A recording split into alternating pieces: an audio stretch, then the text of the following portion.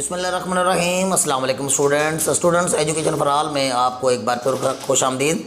Students, आज की special video में स्टूडेंट्स के कुछ जो इम्पोर्टेंट मसाइल हैं बीएससी पार्ट 2 के अंग्रेज़ी के पेपर में, उसमें जो रिपोर्ट राइटिंग के मतलब जो प्रॉब्लम्स हैं या स्टूडेंट्स को उस रिपोर्ट को कंसीव करना नहीं आता, उसको स्केच करना नहीं आता, उसके हवाले से मैं आपके साथ डिस्कशन करूंगा और मैं आपको बताऊंगा कि रिपोर्ट का स्ट्रक्चर कैसा है, उसको आपने किस तरह लेके चलना है लाइन बाय लाइन।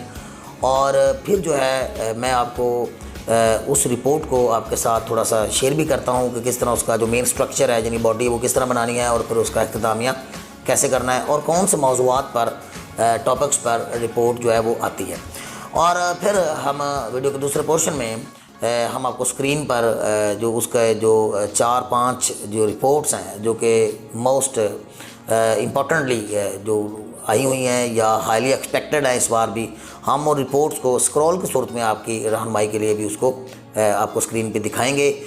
कोशिश करेंगे कि आपको मैक्सिमम इसके मतलब जो है वो गाइडेंस जो है वो फ्राहम की जा सके आज की इस वीडियो में। स्टूडेंट्स, मैं आपको बताऊँ कि रिपोर्ट राइटिंग जो क्वेश्चन है ये आपके सेक्शन बी में, यानी वो जो आपका सेक्शन बी है, यानी 2 पोर्शन आपके होते हैं, मॉडर्न एसेस का पोर्शन ऊपर है और जो सेक्शन बी है इसमें ये 10 मार्क्स का क्वेश्चन आता है।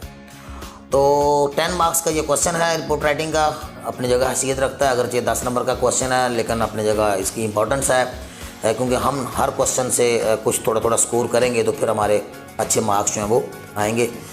तो इसमें रिपोर्ट राइटिंग के हवाले से हम देखते हैं कि स्टूडेंट्स आपने राइट साइड पे आपने लेफ़्ट साइड पे, अपने पेपर के लेफ़्ट साइड पे आपने 2 लिखकर सबसे पहले 2 लिखना है और उसके बाद आपने 3 लाइनों में एड्रेस देना है उस अथॉरिटी का कि जिसके नाम रिपोर्ट लिखी जा रही है।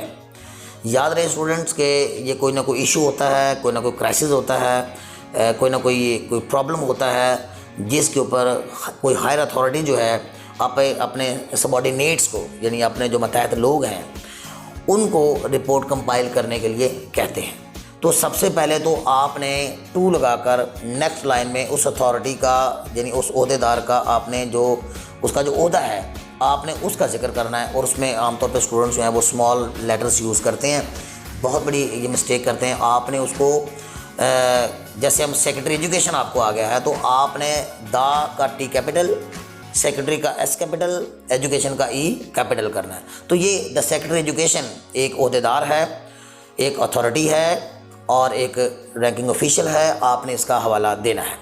इसके बाद अगर आपका कोई डिपार्टमेंट दिया गया है नेक्स्ट लाइन में तो आप उसका जिक्र करें, लेकिन अगर नहीं दिया गया, बाज़ का तो स्टूडेंट्स को पता नहीं चल रहा होता कि मैं सेकंड लाइन में क्या लिखूं, तो इस सूरत में आपको चाहिए कि आप फर्जी एड्रेस बना लें। आप पीओ बॉक्स लिखें, पीओ बॉक्स लिखकर आप आगे कोई डिजिट दे लें, जैसे 786 है या 123 है या ABC भी लिख सकते हैं। तो आप पीओ बॉक्स लिखकर आगे कोई डिजिट दे लें और फिर तीसरी लाइन में हमेशा शहर का नाम लिखा करें, लेकिन आपने पेपर में शहर का नाम नहीं लिखना, आप सिटी और आगे ब्रैकेट में लिख लें A, B और C कैपिटल। तो यूँ आपका ये जो एड्रेस जो है ये मुकम्मल हो जाएगा। इसके बाद आपने नेक्स्ट लाइन में यानी आपकी जो लाइन नंबर 5 होगी उसमें फिर आपने टाइटल देना फ्रॉम, यानी ये रिपोर्ट किसकी तरफ से है। फ्रॉम के बाद आपने कॉलन लगाना है और उसके बाद आपने जो 3 लाइनों पे एक बार फिर एड्रेस देना है, लेकिन अब ये उस शख्स का एड्रेस होगा जो कि रिपोर्ट कंपाइल कर रहा है या जिसने रिपोर्ट प्रिपेयर की है। ठीक हो गया। ये भी इसी तरह आपने 3 लाइनों में चलाना है एड्रेस। तो यूँ रिपोर्ट जिसके नाम लिखी जा रही है, जिसको पेश की जा रही है, उसका एड्रेस भी 3 लाइन्स में, और जो रिपोर्ट पेश कर रहा है, जो रिपोर्ट लिख के रिपोर्ट कंपाइल करके पेश कर रहा है, उसका एड्रेस भी आपने 3 लाइनों में लिखना है। ये टोटल आपकी लाइनें हो गई। पहली लाइन के बाद 3 लाइनें ओहदेदार की यानी जिसके नाम रिपोर्ट लिखी जा रही है और उसके बाद ये 3, ये टोटल आपकी टोटल 8 लाइन्स हो गई। 9वीं लाइन में आपने सब्जेक्ट लिखना है, यानी सब्जेक्ट आपने टाइटल देना है सब्जेक्ट, और सब्जेक्ट के बाद आप कॉलन लगाएंगे और उसके बाद जो है आप रिपोर्ट की जो मेन वर्डिंग है यानी रिपोर्ट ऑन, और क्वेश्चन में दी गई जो मेन वर्डिंग है फिर आपने उसने एक लाइन में आपने उसको लिखना है। 10वीं लाइन में फिर आप इसका इंट्रोडक्शन करवाएंगे। रिपोर्ट से मतलब आपने डायरेक्ट नहीं शुरू हो जाना, बल्कि आपने उसका थोड़ा सा इंट्रो करवाना है। और उसके लिए ये एक परफॉर्मा जो है ये आपको डिटेल्ड अभी साइड पे भी आपको दिखा देंगे। तो ये जो परफॉर्मा है, इस परफॉर्मे में आपको बता दिया जाएगा कि किस तरह जो है वो फिक्स्ड लाइन्स जो हैं वो आपके पास मौजूद हैं।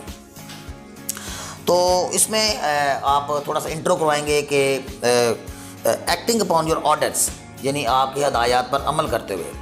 डेटेड, आगे फिर आप डेट बताएंगे। डेट लिखने का अपना एक तरीकाकार है जो आप ध्यान से देखेगा कि डेट आपने वहाँ पे किस तरह डालनी है। स्टूडेंट्स जो हैं वो डेट बताते हुए जो है वो काफ़ी उसके सेटिंग में काफ़ी गलतियाँ करते हैं। About the subject which has been cited above, उस मौजू के बारे में जिसका मैंने ऊपर जिक्र किया है। I have prepared A report, मैंने आपकी रिपोर्ट तैयार की है फॉर योर काइंड कंसिडरेशन, आपके और हौस के लिए एंड इन्फॉर्मेशन, और आपकी मालूमात के लिए। The required report is given below, और नीचे रिपोर्ट दे दी गई है। तो ये आपका मुख्तसर सा 3-4 लाइनों का इंट्रोडक्शन होता है। आपने बाकायदा हेडिंग के साथ इसको लिखना है इंट्रोडक्शन।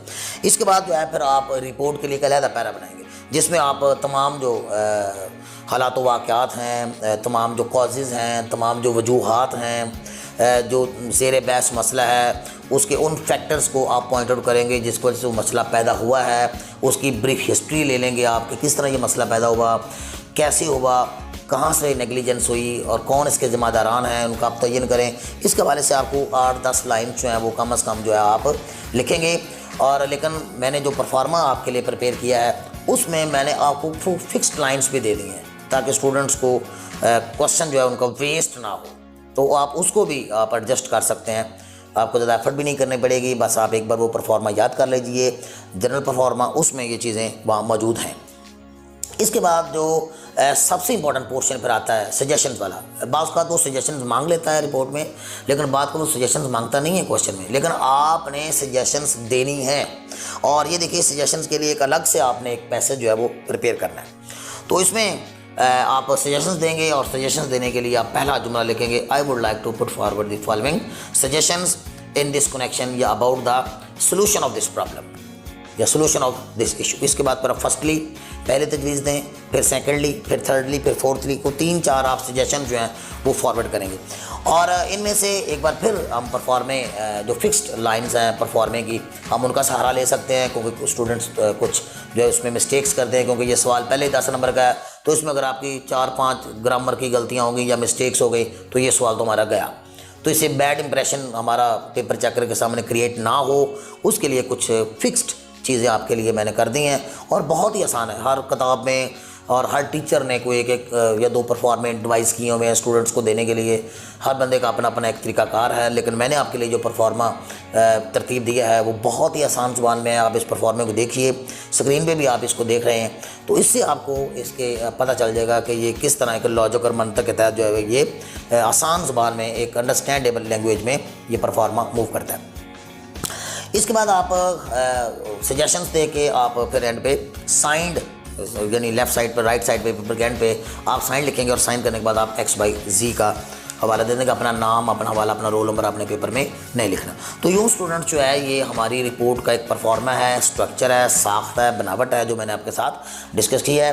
अब आप यहाँ पे इस मेरे इस आपसे मुखातब होने के बाद आप वीडियो के दूसरे पोर्शन में अभी आप देखेंगे कि किस तरह से मैंने 5 रिपोर्ट्स जो हैं, 4-5 रिपोर्ट्स जो हैं वो मैंने प्रिपेयर की हैं ताकि एज ए मॉडल आपको पता चल सके कि हमने किस तरह इस परफॉर्मिंग में दी गई जो खाली जगह हैं जहाँ पे हमने लिखना है और फिक्स लाइन जो है किस तरह हमने एडजस्टमेंट करनी है। आप इन रिपोर्ट्स को इस स्क्रॉल की सूरत में हम चला रहे हैं, तो आप इसको गौर देखिए, तफसील से देखिए कि किस तरह मैंने इसके एडजस्टमेंट किए, और ये मटेरियल जो है ये आप याद भी कर लीजिए।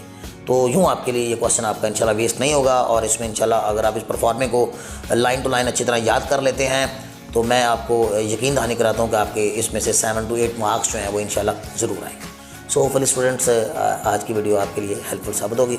टिल नेक्स्ट वीडियो, अल्लाह हाफिज़।